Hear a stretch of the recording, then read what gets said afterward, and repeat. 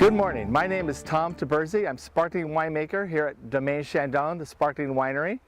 So we have a crew here picking Pinot Noir. It's August 27th, which is pretty late for this ranch. Typically we'll be picking here around the first week of August. It's been an extremely long, cool growing season this year, and so we're picking later than normal.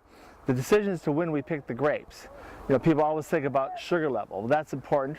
For sparkling wine, we like to pick between 18 and 20 degrees Brix.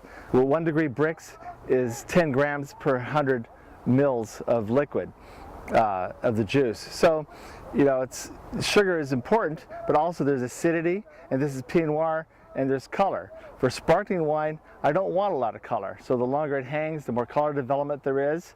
During the cool season, when it's an extremely cool growing season like we had this year, the acids are very, very high. So I'm also looking at the acids, waiting for them to drop.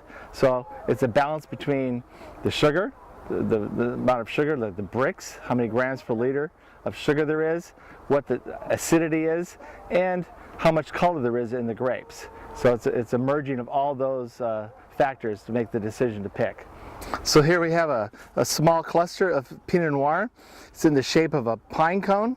Pinot means pine, so that's where it gets the name of the grape, because of the shape of the cluster. Nice red color. However, if you look real closely, you can see the juice is clear. So red grapes, clear juice. There's a seed packet came out.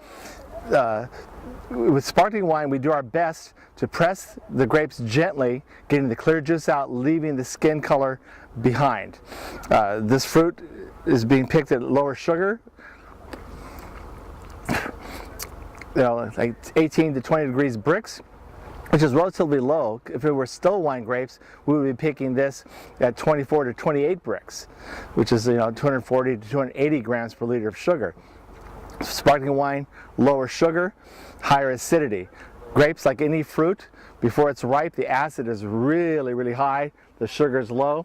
As the ripening goes on, acid drops, sugar goes up. We pick it with still a significant amount of acid. We like to have low sugar, mainly because we do a second fermentation in the bottle, which adds alcohol to the wine.